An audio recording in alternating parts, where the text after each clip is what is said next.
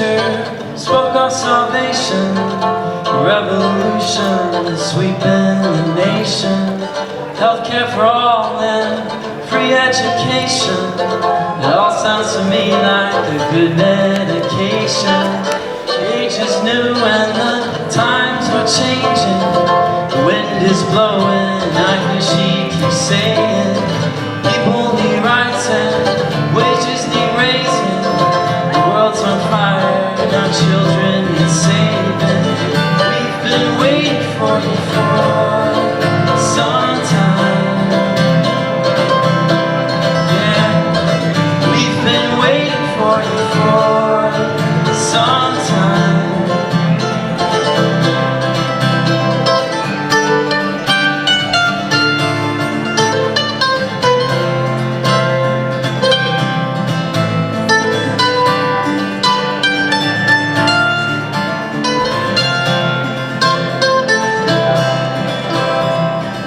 Days of old are rapidly fading. There's so much hatred and wars that are raging. We need a movement to rise to the occasion. I think we found one, you all look amazing. We've been waiting for you for some time. Yeah, we've been waiting for you for some time.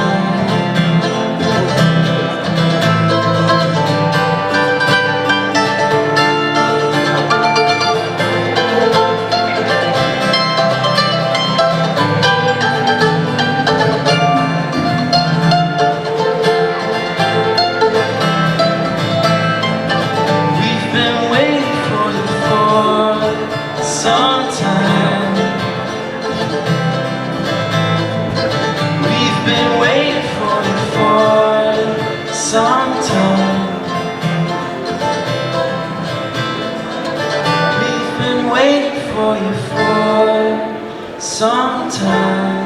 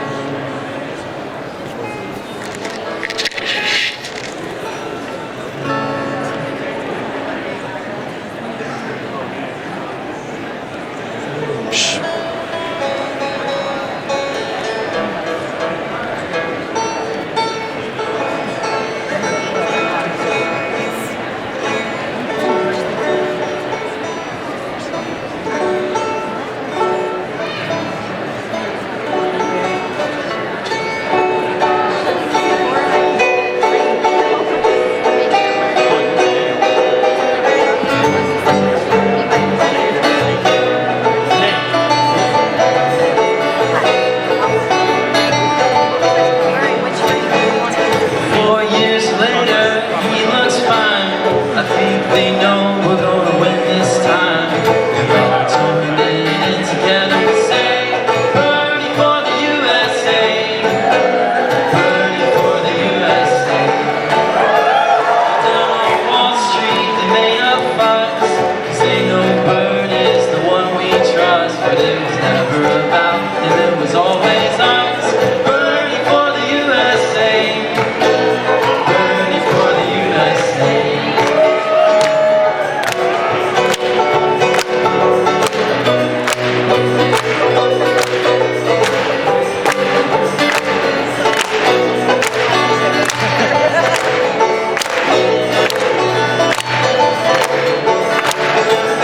Roosevelt said it wouldn't be that long until somebody else would come along. Working people standing by his side. Bernie for the USA, Bernie for the USA.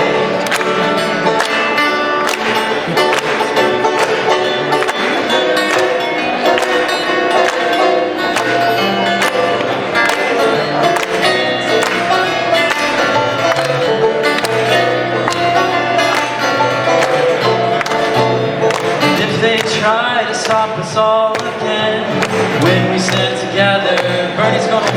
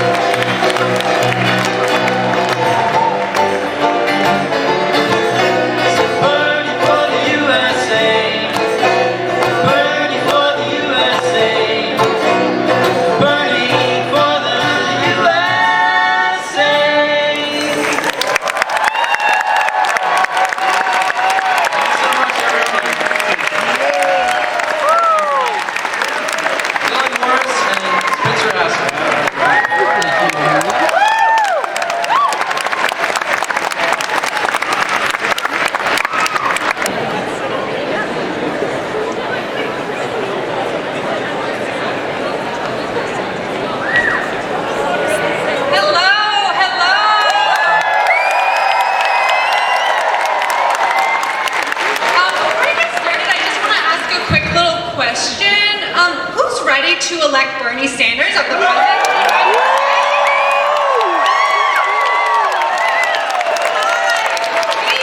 Me too. My name is Emma. I am so honored to be a field organizer here in Charlotte, North Carolina. Yeah!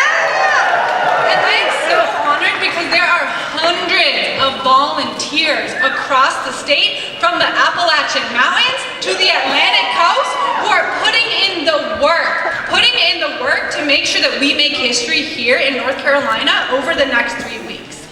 Because what we are doing, we are building a multiracial, multi-generational, working class movement of everyday people here in North Carolina. And we're doing it. We are doing it. Bernie is surging, and he is surging because of the work that each and every one of you is putting in. So now is our moment. Now is our moment to bring that political revolution here, home to North Carolina. So on March 3rd, Super Tuesday, we have the chance to seal the deal. We're gonna seal the deal, but there's no need to wait until March 3rd. Why would we do that? Why would we do that? Early voting has already kicked off here in our state. So let me tell you for a minute why early voting is so important. So this is the best way to ensure that our votes are counted for Bernie, right? So during early voting, it is a one-stop shop. You can both register to vote and cast your ballot for Bernie Sanders all at the same time. Also, there are many early voting locations all across the county, so it's not like Election Day where you do have to be pre-registered, where you have to go to one spot. During early voting, you can go to many locations and register and vote all at the same time. So let me tell you, we're about to do that. So what we're going to do today, after the rally, is we are going to all gather and actually march through the streets and all early vote together and cast some of the very first ballots in North Carolina for Bernie Sanders.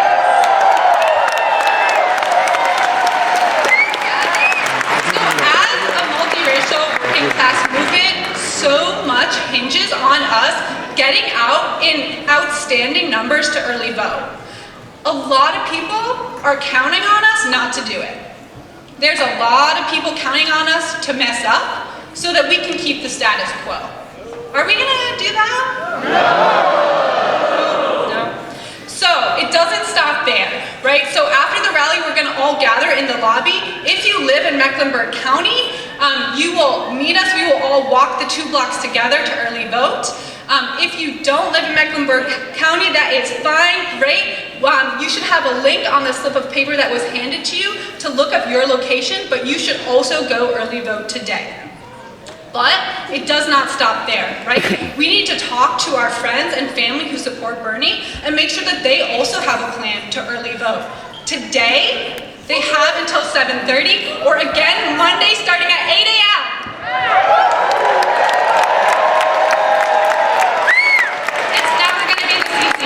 Never going to be this easy where you can register and vote all at the same time, all at the same place. So take that time this weekend, take 20 minutes to text your friends and your family, because we do not want to wake up March 4th regretting that one of our friends had an emergency that popped up on Election Day and they were not able to cast their ballot. Finally, we need every one of you in this room to sign up for 6 door knocking shifts in this final stretch. These next 18 days, 6 door knocking shifts. If you have never done it before, great. This is your time to be part of history. This is your time so that you can tell your grandkids that you fought for Bernie, that you fought for Medicare for all, that you fought for a Green New Deal, you fought so that you can tell your grandkids that when they live in a country where that is all that they know because of the work that you put in.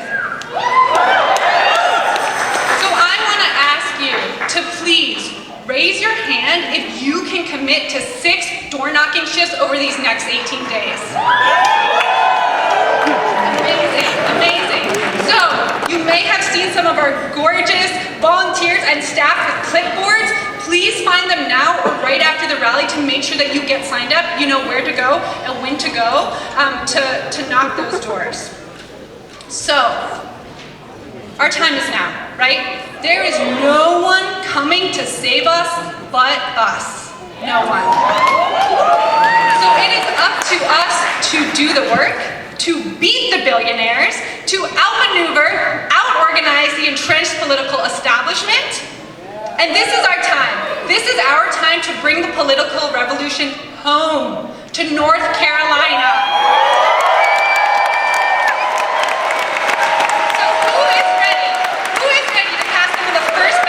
State for Bernie Sanders. Time is now. Thank you.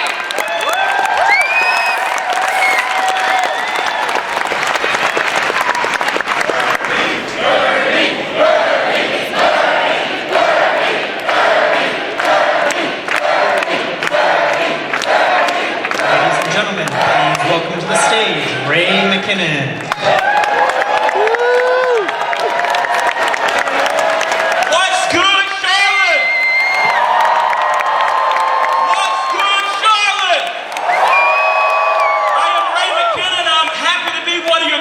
Members represent North Carolina. I'm happy to have endorsed the senator this week. I'm one of your candidates for county commissioner, and I'm here to tell you that the time is now. The time is now. There are people who will tell you to wait, but just like Dr. King said, wait often always mean never. They will tell you to wait for revolution.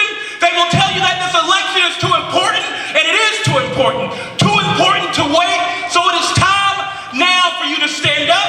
It is time now for you to vote. It is time now for you to say to the money interest, you cannot have it all. And it is time for us to do all that we can to get Senator Bernie Sanders elected, because it is too important. The stakes are too high. Everybody will tell you that what we're doing is too radical, but we know that it's too radical in the most rich nation in the world, that there are people dying because they don't have health care. We know that the time is now. And we say that we can no longer wait. We can no longer wait while the few get it all and the many get nothing but the crumbs. The time is now. We say to the billionaires, you cannot buy our votes. We say to the millionaires and the billionaires, you cannot have it all. And we say to even elected leaders who think they speak for us, you don't speak for all of us. I don't care how many endorsements you get.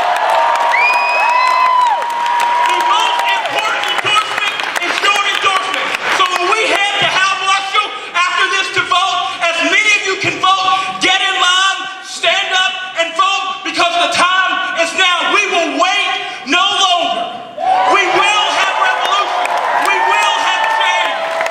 And we will do it for the many and not just a few. The time is now, friends. Stand up, vote, and don't let anybody tell you that the senator can't win, that he's not electable. He is very electable, and we will show him that he is electable. Vote Bernie Sanders. Vote for a revolution, a political revolution for the many and not the few. Let's go.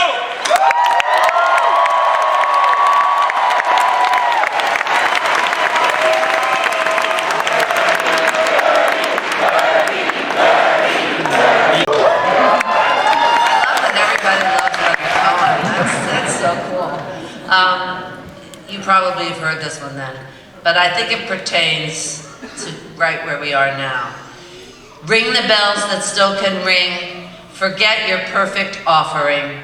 There is a crack in everything. That's how the light gets in. Right? So now, as everything's falling apart and people are falling through the cracks left and right for all these different reasons, we have an opportunity to reboot.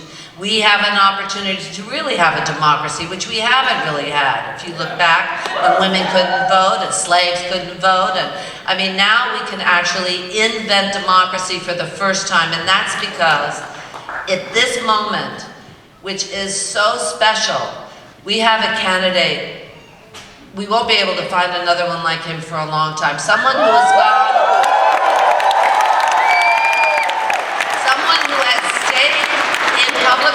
for this long without taking a cent of bad money.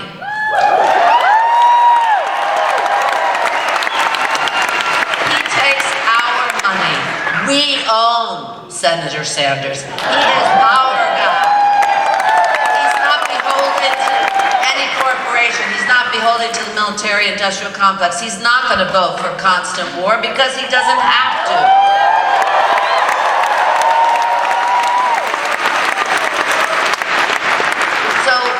There is no influence of big money in this campaign. It's going to start from the ground up, as every movement has ever started and has ever been successful. It is never from the top down. And it's going to be you. It's going to be us. As Bernie Sanders has done that for us. He said we deserve things and we have the power to get those things. That's why everyone's so afraid of him, because you are not people that are just going to show up and push a button every 4 years. This is a movement that is in place, that's going to go on. And he's going to need that help. And we're going to get help here, even for those fools that don't understand. We're going to save the environment, even for those people that don't believe.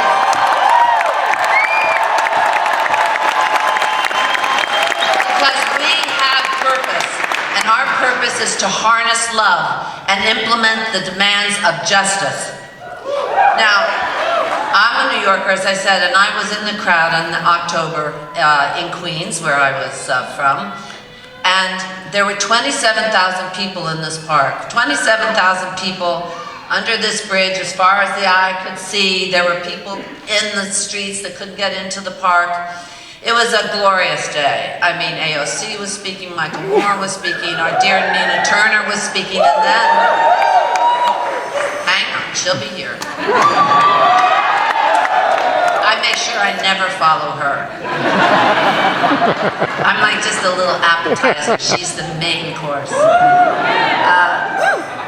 And after the senator spoke, he looked out in the crowd and he said, I want you all to look around and find someone in that crowd that is a stranger to you, someone that doesn't look like you, and I want you to tell me that you will fight as hard for that person as you will fight for yourself. I'm telling you, that was a powerful, powerful moment. Something so simple but so moving. I get choked up still thinking about it, really. It was the coalescence of everything that this movement is about, right? In one simple gesture, because that's what we're going to do. We're going to take power and we're going to commit to fight for everyone, for everyone. This tent is so big, people that have never been political before have room in this tent, and we will welcome them, every color, every size, every age, everything.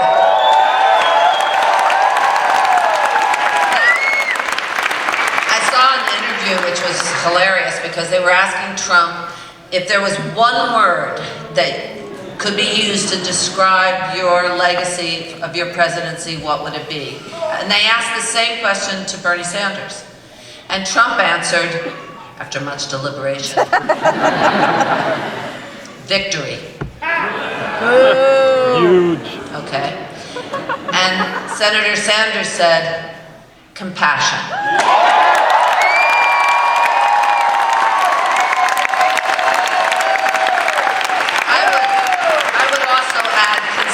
To that, because as we know, as Nina Turner says, we've got the receipts, and we have seen that he has been consistent on all of these things, every issue that you could imagine, his entire life, and you can check and count on him. And he's always listened to the voice of the people, and especially to those who don't have a voice. He's the only candidate that's going to give us real systemic change. And we are in an emergency situation in so many areas. We cannot do any incremental change. It's going to kick in 2 years. It's going to kick in 3 years. You're going to get a pathway. There's children here, I'm not going to say.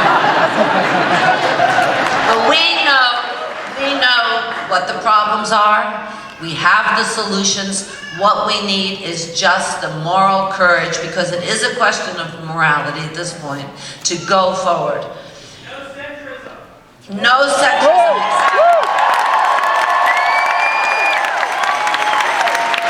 And for those who lack the will to fight, and for those who lack the interest to get it done and say that it's impossible, I would just like to quote one more person on my way out, and that is Muhammad Ali.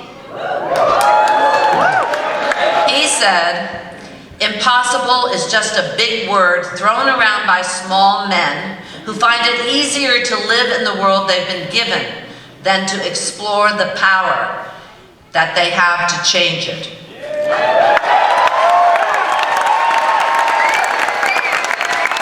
Impossible is not a fact.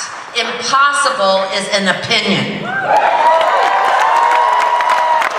Impossible is not a declaration. It is a dare. Impossible is potential. Impossible is temporary. Impossible is nothing.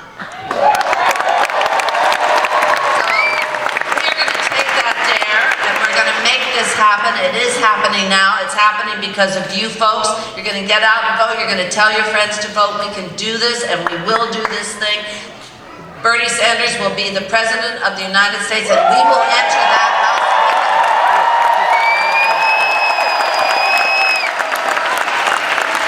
Thank you.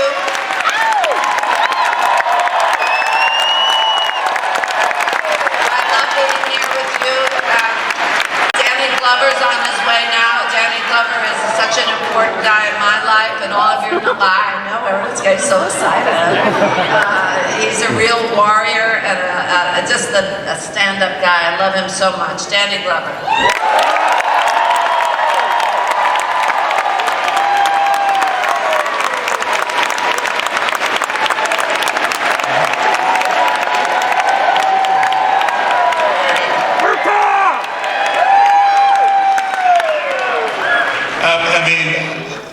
There's something, it's a kind of adage, something said about acting. It says, one is that, you know, whenever you have a child, they were always going to steal the scene. But in a sense, you have a great actress here who is extraordinary and passionate about this particular moment. So whatever I have to say is only to say the same thing that she has to say. That how important this moment is right here. And what I realize here, as we all get off of planes and we go from one place to the next place, and we're trying to be every place all at once and everything else, because we realize how important this moment is. I think I was trying to remember that I was just in North Carolina, in Greensboro, North Carolina, at the Civil Rights Museum. It seems like just a week ago. It may be a little bit longer than that. But all of us saying is what are we doing is connecting the dots here.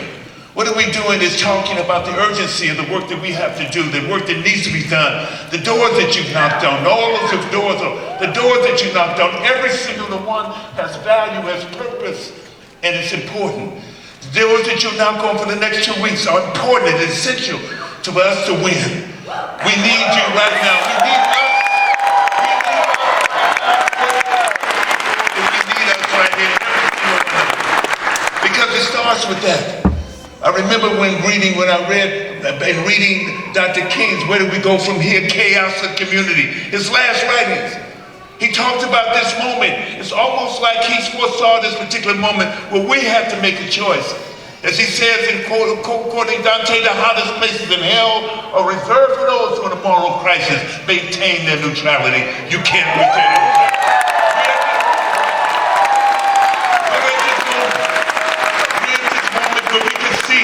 The possibility, but we can grasp it.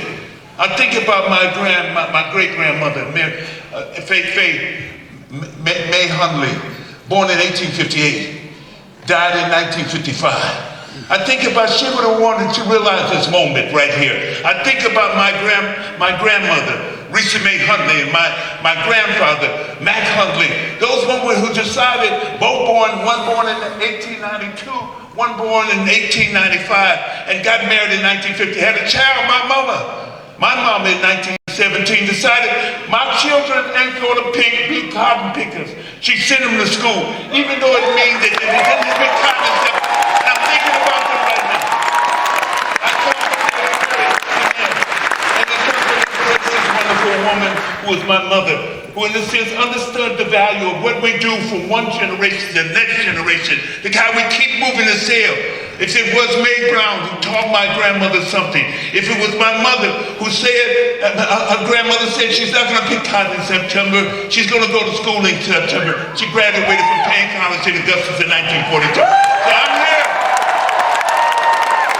here to somebody else that said they decided that someone else was not going to be a cotton picker, that they were going to be full citizens, and they're going to exercise their right as full citizens, and they're going to change the world and change this country. We have the possibility of doing right here. From one generation, if they can say to you, if they can call back from wherever they are, wherever in heaven where they are now, if they can say to you, it is your moment, it is your time, it is our time, it's our time. It's about us, not ourselves, it's about us. Thank you so much.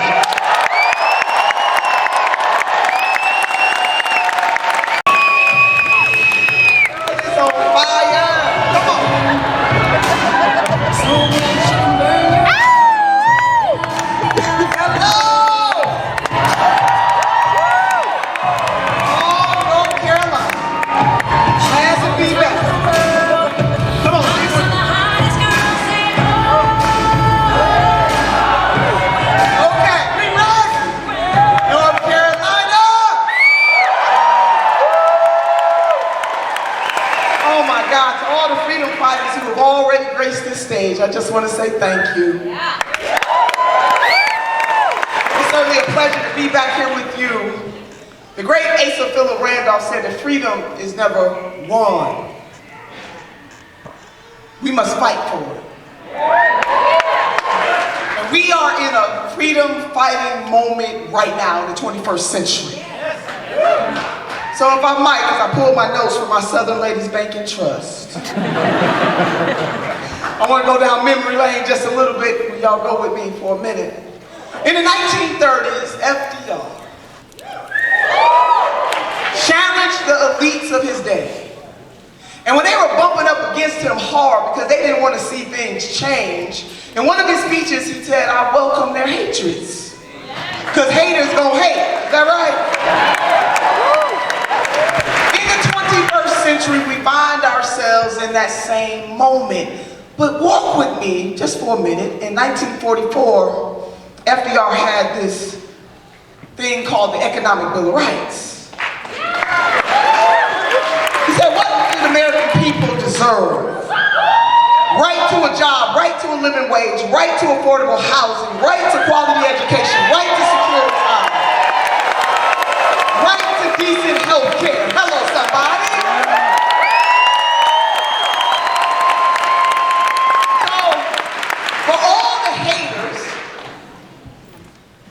That want to pretend like the workaday people from all walks of life in this nation don't deserve those things. You do deserve nice things. We are the wealthiest nation on the face of the earth. We are a hegemon nation. So I don't understand when we got folks standing up, either billionaire adjacent, because they got so much money from billionaires they can't see the people, or they are the very billionaires themselves trying to buy our democracy. But hello, somebody, it ain't for sale.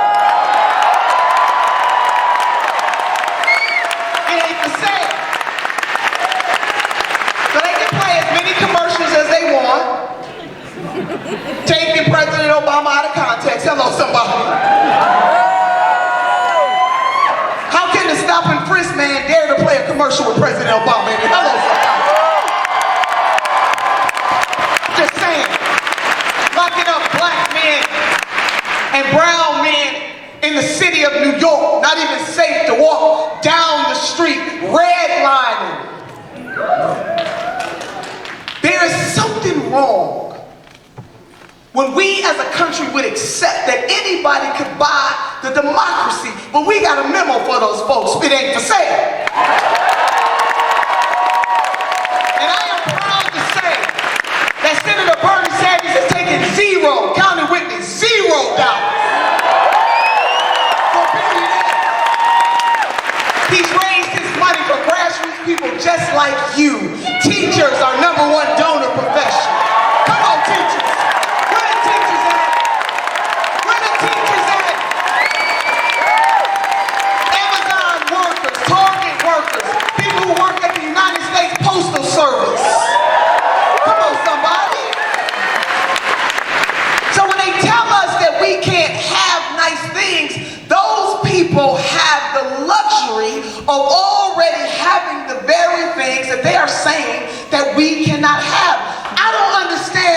go from yes, we can to no, we can't. Hello, somebody. Talk to me. Talk to me, sister. I'm just trying to understand that. We're not going. So anyway, meanwhile, back at the range. Let me get back. In 1963, the Reverend Dr. Martin Luther King Jr. demanded that workers be paid a living wage. He demanded adequate and integrated education. He demanded decent and affordable housing. He demanded a federal jobs program in order to create full employment in our country. All I'm saying, North Carolina, is that Senator Bernie Sanders is very much in the legacy and the tradition of the Reverend Dr. Martin Luther King Jr. and his contemporaries. Hello, Daisy Bates, Ella Baker, Fannie Lou Hamer. Hello, somebody. Either you are on the side of the people or you are not.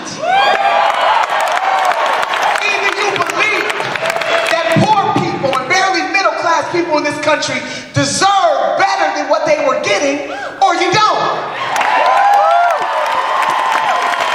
Either you believe that the levers of power need to bend towards the will of the folks in this nation, people like this state, California, Ohio, Illinois, you name it, or you don't.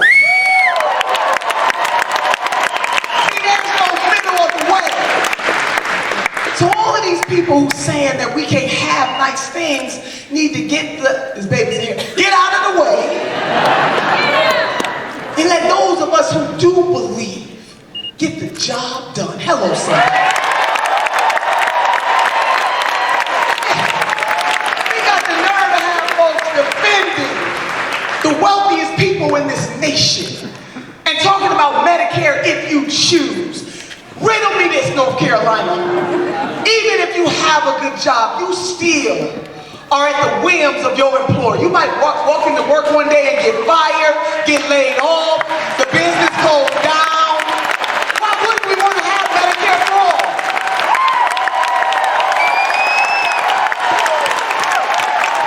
And to our union sisters and brothers, now you don't have to negotiate for your health care, you can negotiate for other things. Hello, somebody. We can have nice things and we can do these things. So Sister Helen Keller once said, alone we can do very little, but together we can do so much. That is what Not Me, Us is all about. That is what the senator is running on. And as Sister Sarandon reminded us, yes, hashtag receipts, roll the tape. If you juxtaposition Senator Bernie Sanders' track record, where he's been, where he is, and the vision that he has for the future, and we juxtaposition it against anybody that's running, what you will find, in the words of Dr. Cornel West, is a long-distance runner for justice. Hello. It's easy to quote the Reverend Dr. Martin Luther King Jr., but how many people are willing to walk in his footsteps? Hello, somebody. And other contemporaries, this is our moment. Only all that we love is on the line. And we can make Senator Bernie Sanders. Yes, we can. And all of us, we are in front of him, we are behind him, and we are beside him, because he knows that Wall Street not just going to roll over. Hello, somebody. He needs all of us.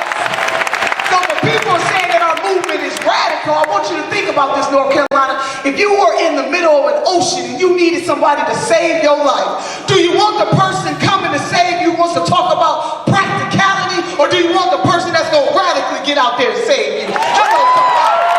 Come on, somebody. That's what it is. So we got a champion that will not capitulate when it comes to people like us. We are multi-generational, multi-racial, multi-gender, conscious-minded people on the move. That's who we are. So can you do something for us, sister? Can you raise one hand for yourself and another hand for somebody else? And with these hands, we will have Medicare for all. With these hands, we will have college for all. With these hands, we will cancel student debt. With these hands, we will cancel medical debt. With these hands, we will take care of Mother Earth. With these hands, we will have humane immigration reform.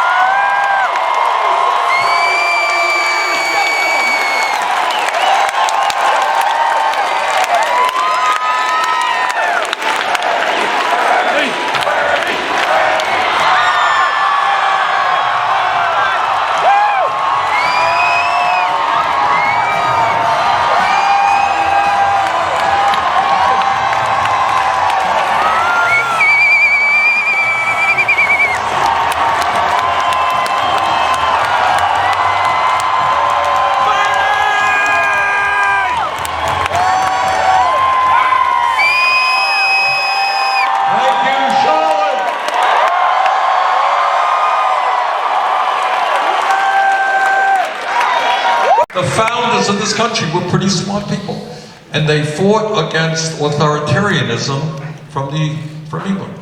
And they try to divide up power in America, that we have 3 branches of government: the executive, the congressional, the judiciary. Give them equal power. Give them a check on each other. And here you have a president who calls the media enemies of the people, a president who doesn't respond to subpoenas from Congress, a president who is now telling the judiciary what they should do. We have news for Mr. Trump. We believe in democracy, not authoritarianism.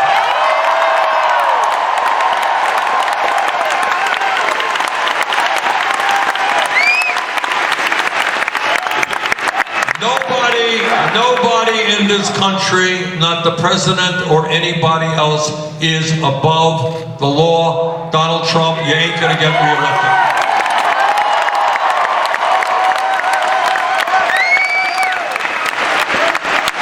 The second reason that we are in this race is not just to defeat Trump, but to understand that there are fundamental problems that exist now and have existed for decades that can no longer be ignored. Let's face it, let's be honest, let's not sweep problems under the rug. We have a corrupt political system which enables billionaires to buy elections.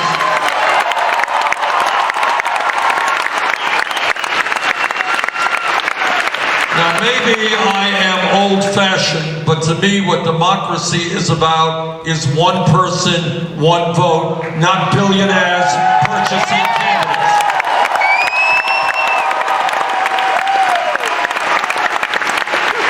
The other issue out there, media doesn't talk about it, Congress doesn't talk about it, we have got to talk about it, is we have more income and wealth inequality in America today than at any time in the last 100 years. We have got to deal with this fact. Are we satisfied with an economy in which 3 people own more wealth than the bottom half of America? No! Are we satisfied with an economy in which the 1% on top owns more wealth than the bottom 92%? Are we satisfied with an economy when tonight half a million people will be sleeping out on the streets or in emergency shelters, and yet 49% of all new income goes to the top 1%? So what this campaign is about, and it is not radical, it is to create a government and an economy that work for all of us, not just the 1%.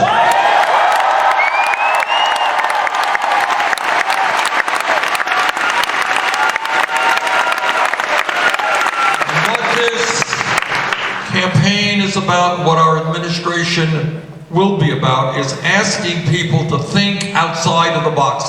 Don't listen to what the media tells you. Don't listen to what Congress tells you. Think to yourself, ask yourself, how does it happen, for example, that in the richest country in the history of the world, we have a child care system which is totally inadequate?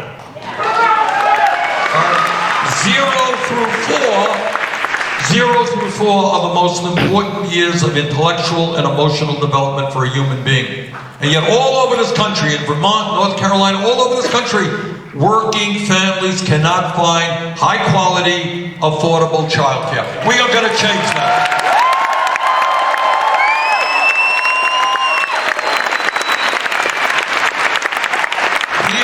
In North Carolina, it really is kind of unbelievable. Again, you're used to it, but take a step outside of the box. Ask yourselves how in the richest country in the history of the world you can have a minimum wage here in North Carolina and in many other states of $7.25 an hour. Does anybody in his right mind think that somebody can live on $7.25 an hour? That is why we are going to raise the federal minimum wage for North Carolina, for Vermont, every state. To a living wage, $15 an hour.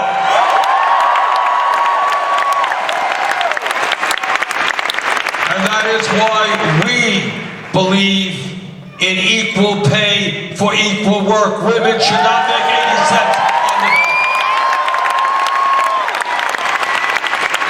And that is why we believe that we need legislation to make it easier for workers to join unions. And that is why we believe that we can create millions of good-paying jobs, rebuilding our crumbling infrastructure.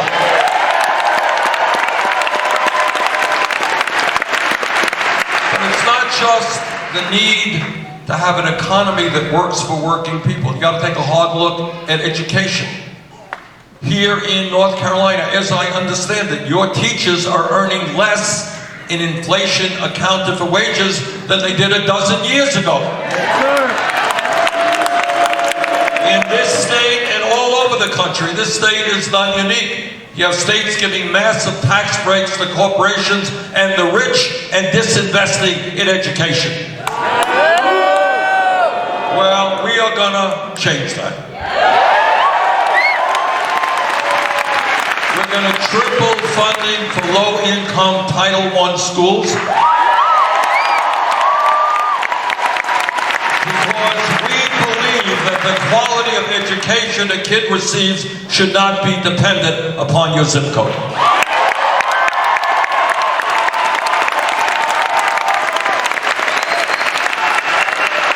And because we believe in education, we believe in educators.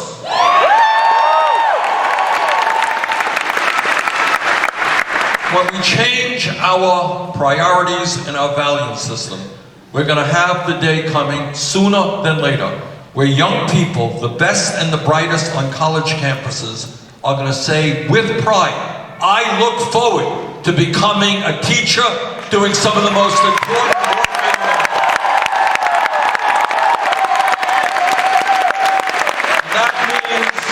That means that we have got to move soon to the day where no teacher in America earns less than $60,000 a year.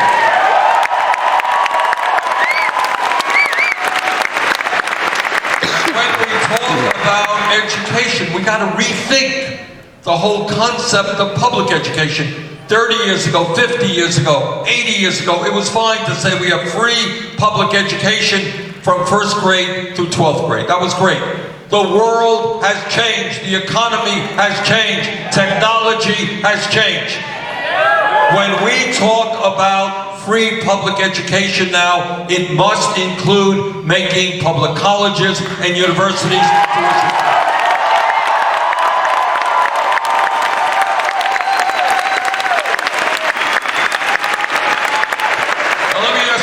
Question. How many people here are dealing with student debt? Raise your hand. Okay, well, I want you to think outside of the box. And remember, 12 years ago, against my vote, Congress voted to bail out the crooks on Wall Street. Y'all remember that? Their illegal behavior and their greed nearly destroyed the economy. Congress voted to bail them out. 2 years ago, Congress, against my vote, Trump and his friends managed to get $1 trillion in tax breaks for the 1% and large corporations. Well, you know what? If we could bail out the crooks on Wall Street, if we could give tax breaks to billionaires, we can cancel all student debt.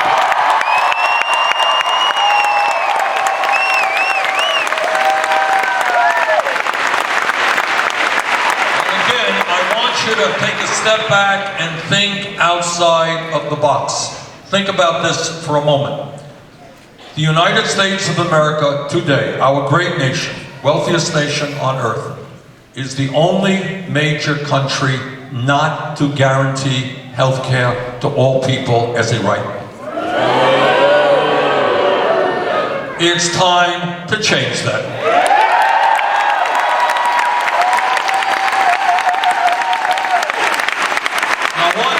Just kind of appreciate how cruel and dysfunctional this current healthcare system is.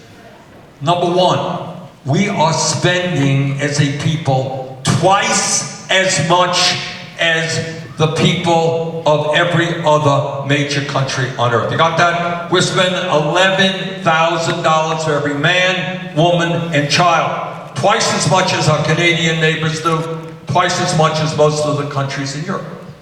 Now, when you spend that much money, you would say, well, we must have the best system in the world. Not quite. Despite spending so much money, today, 87 million Americans are uninsured or underinsured. 30,000 people a year die because they don't get to a doctor on time because they don't have insurance. We pay by far the highest prices in the world for prescription drugs, in some cases 10 times more for the same drug that other countries are paying. And listen to this. Last year, some 500,000 people went bankrupt because of medically related debt. You know what that means? Just, I want you to think about it, because you're not going to see this on TV. It's not talked about in media at all. But here is the reality.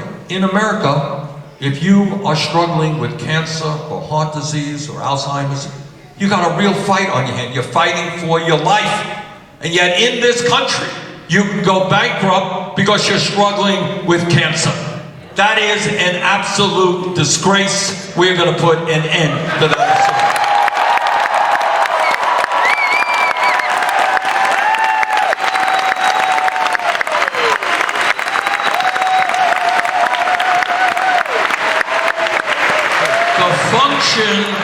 The function of a rational and humane healthcare system is to provide quality healthcare to all people in a cost-effective way. That's what it is. The function of a rational healthcare system is not simply to make huge profits for the drug companies and the insurance companies. So last year, while so many of our people are struggling with the high cost of healthcare, the healthcare industry made $100 billion in profit. You guys are great. It's like a Greek chorus here. 1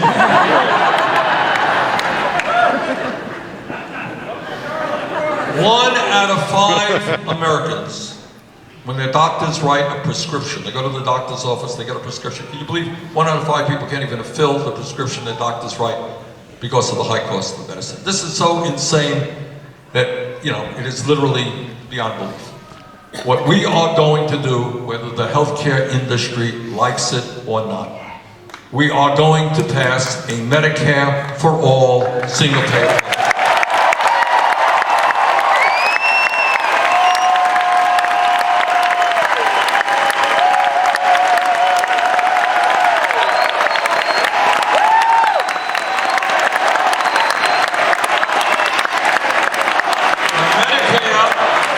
Medicare right now is the most popular health insurance program in the country. But it's not perfect, and I want to make it much better. So what we are going to do is expand Medicare to cover dental care, hearing aids, eyeglasses, and very importantly, home health care.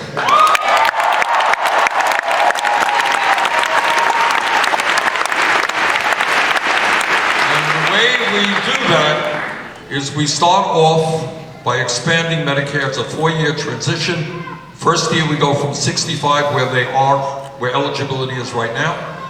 First year down to 55, then 45, then 35. Fourth year, everybody is in Medicare.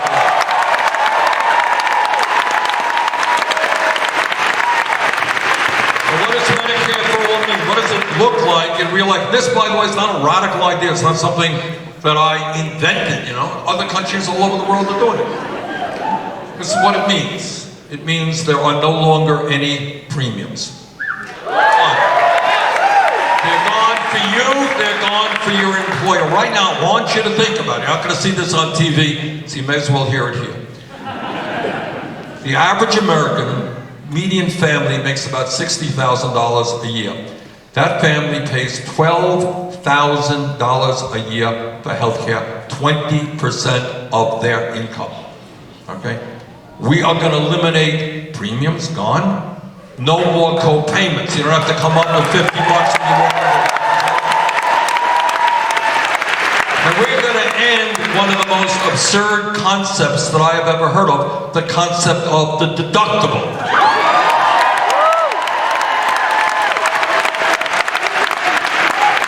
No more $5,000 deductible, no more $10,000 deductible, that's gone. No more out-of-pocket expenses. And because we're going to take on the greed and corruption of the drug companies, and man, they are very corrupt, engaged in price fixing and in collusion, because we're going to take them on. Nobody on the Medicare for All will have to pay more than $200 a year for prescription drugs.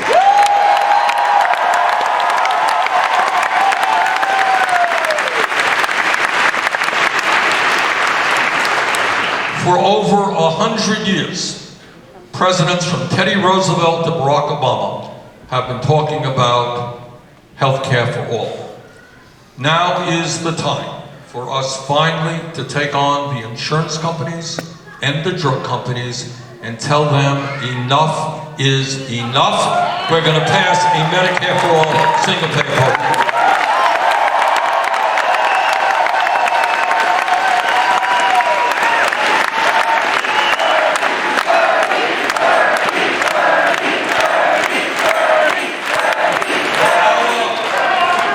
What our campaign is also about is asking the American people not only to think outside of the box and look at the world a little bit differently, but also not to run away from the enormously difficult challenges that we face. It's very easy when you're in politics to just kind of push the difficult issues under the rug and not talk about it.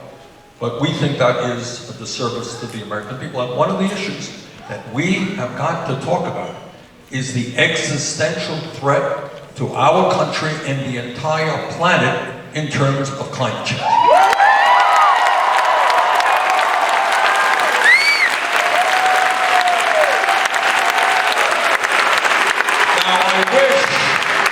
I wish that I can tell you that, yeah, climate change is a problem. We're going to put money into solar and wind. We'll all be fine.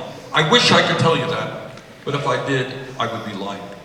What the scientists are now telling us is that they have underestimated the degree and the speed in which climate change is ravaging our country and the planet. They underestimated the degree to which the polar ice caps are melting and the oceans are warming and oceans all over the world are rising. If we do not get our act together in the United States, great cities like Miami, like Charleston, like New Orleans, like New York City, by the end of the century, will be partially or completely underwater. Countries like Bangladesh, Vietnam, parts of China will be underwater. The increase in drought means that you're going to see more wildfires. Look at what is happening in Australia today. That is what will happen all over the world if we don't get our act together. And God knows we saw what already is happening in California. When you have increased drought, you're going to have shorter growing seasons. Farmers will be producing less food and the quality of the food will deteriorate. A few months ago, we saw Venice, Italy, one of the most beautiful cities in the world, underwater. Houston, Texas, underwater because of extreme weather disturbances. Expect more of that. Bacteria thrives on hot weather, and as the hot weather expands, expect more disease. The United Nations tells us that if we don't get our act together, by the end of the century, we will be looking at hundreds of millions of climate refugees. People unable to stay in their communities because there's no clean water or land to grow their crops. And when people migrate by the millions, that causes war and international tension. This is an issue we cannot run away from.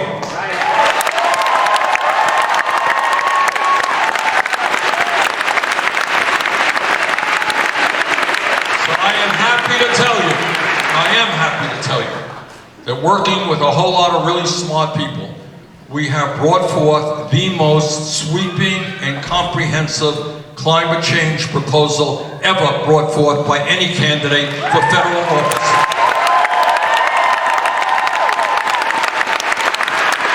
And that proposal is based on the blueprint of the Green New Deal. And what it says is that we must, as quickly as we possibly can, transform our energy system away from fossil fuel to energy efficiency and sustainable energies. It means that we must tell the fossil fuel industry that their short-term profits are not more important than the future of this planet.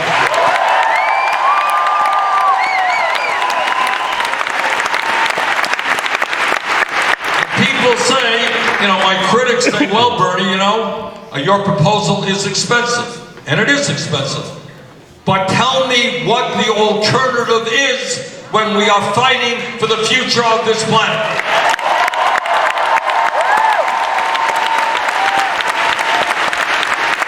And by the way, the Green New Deal will create up to 20 million good-paying union jobs.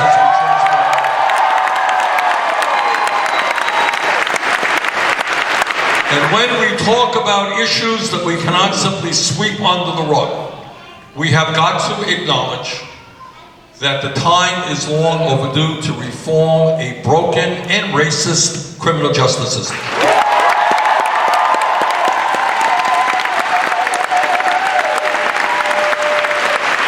It is not acceptable to me nor to you that in America we have more people in jail today than any other country on earth, including communist China, 4 times our size.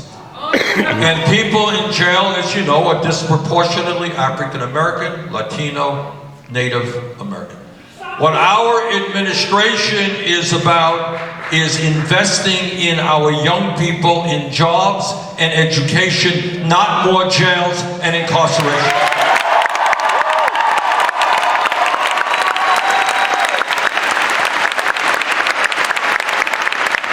What our administration is about is ending private jails and detention centers. What our administration will be about is ending the so-called war on drugs.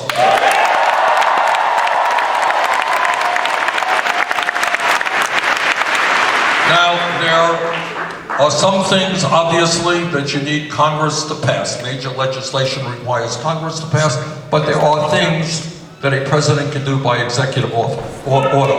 And one thing that we can do by executive order on day one is to legalize marijuana.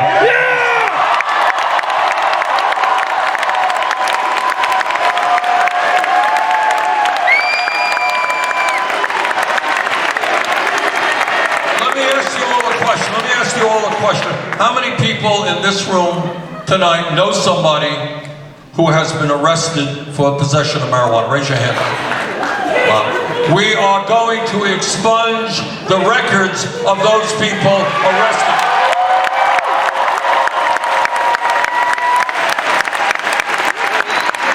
And when we talk about broken systems, we are going to bring major reform to a very broken and racist immigration system.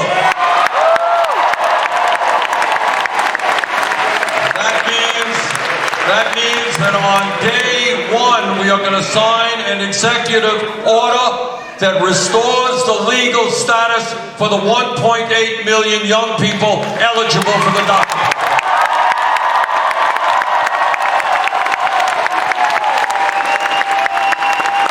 It means that under our administration, federal agents will never be grabbing babies from the arms of their mothers.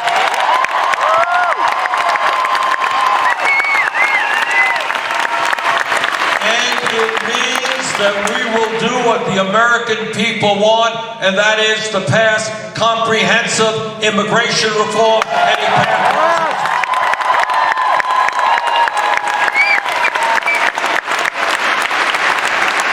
all of us, no matter what our political view may be, are disgusted and horrified by the gun violence that we see in this country and the mass shootings that we see. So let me be very clear. Our gun policy will be determined by the American people, not the NRA.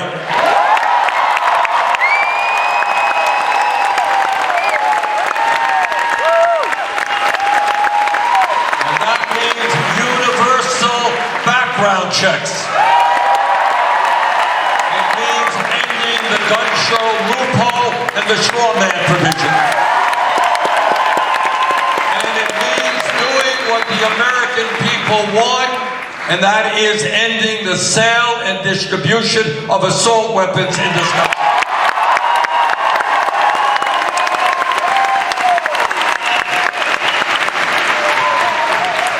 Now, I'm a United States Senator, and I am on the floor of the Senate often, and I hear a whole lot of speeches from conservative Republicans. And their mantra is they believe in small government, they believe in getting the government off the backs of the American people. And I say to those hypocrites, that if you believe in getting the government off the backs of the American people, understand that it is women who have the right to control their own bodies.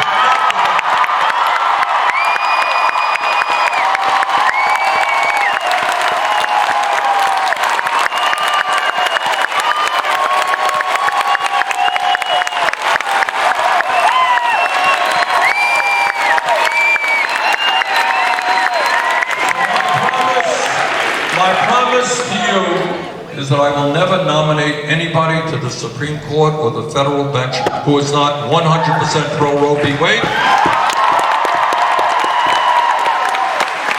We will codify, put into law Roe v. Wade, and we will greatly expand funding for Planned Parenthood.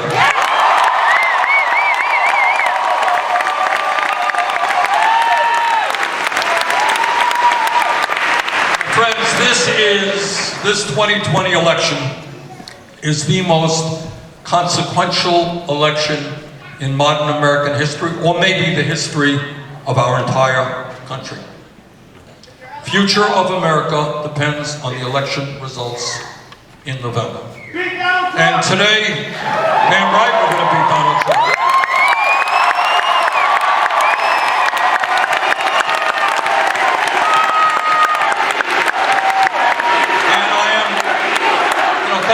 Thanks for raising that issue. I'm just going to get to it. And the reason I believe that we are the strongest campaign to defeat Trump is two reasons. Number one, we have put together the strongest grassroots movement of any candidate in the modern history of this country.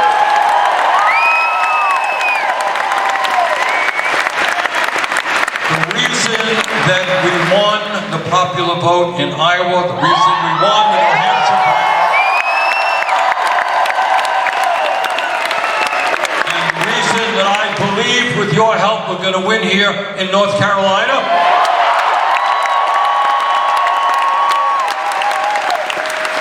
is that we have thousands and thousands of people all over this country who are knocking on doors, who are making phone calls, who are talking to their co-workers, their neighbors. That is the way you win elections. Now,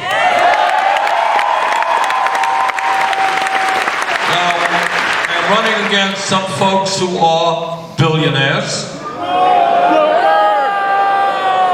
I'm running against others who are not billionaires, but get a lot of their funding from billionaires. Well, we do it a little bit differently, and I want all of you to share the pride in what our campaign is doing. We have received more campaign contributions, almost 7 million, from more Americans, over 1.5 million, than any candidate in the history of the United States of America.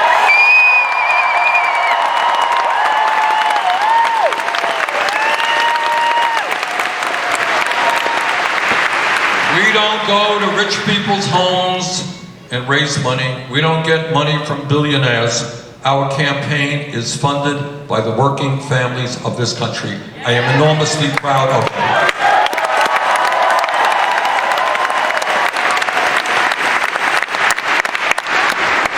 We are on a path to win the Democratic nomination.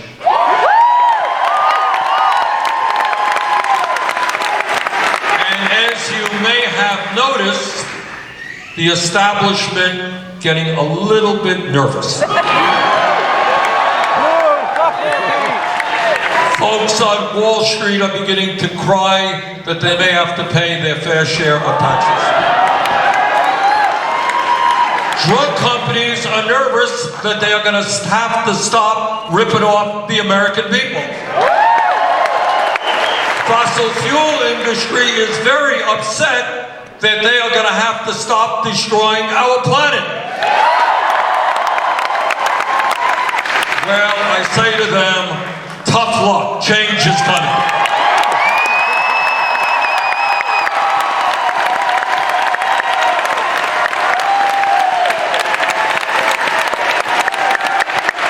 But I want to be clear with you, and the reason that the message of our campaign, as you know, it's not vote for Bernie Sanders and we're going to solve all the problems. That's not the case. The message of our campaign is us, not me. Why is that? Two reasons. Number one, we believe as human beings that we are all in this together. That every family in America, it's not just your family or my family, every family in America has its problems. And we are stronger when your family helps my family and my family helps your family. We are in this together.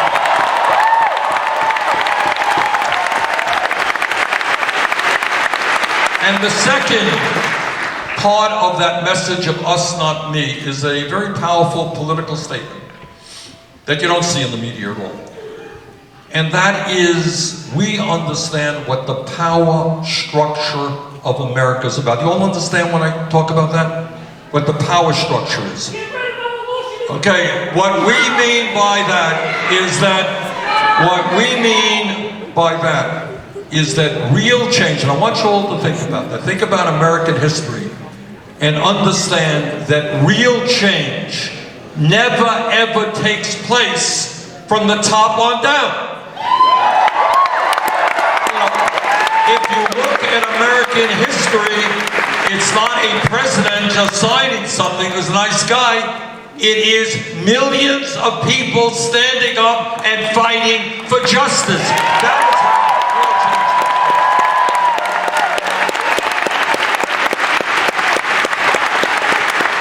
Think about the labor movement, workers standing up for their economic rights. Think about the civil rights movement and African Americans and their white allies standing up against racism.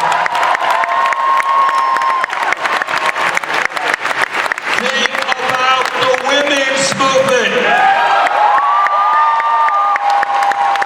And women and their male allies saying no, women will not be second-class citizens in America.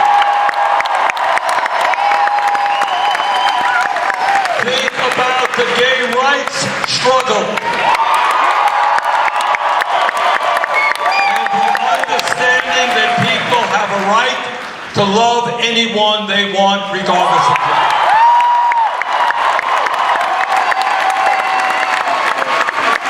Think about the international environmental movement where young people are leading the effort to say, we must save this planet.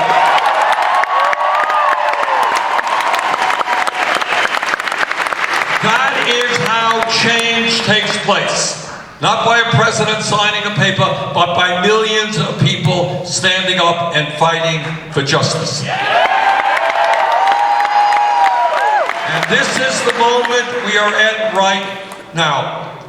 Our campaign is prepared to end the greed of Wall Street, the greed of the insurance industry, the greed of the pharmaceutical industry, the greed of the fossil fuel industry, the greed of the military-industrial complex, the greed of the prison industrial complex, and the greed of the whole damn 1%.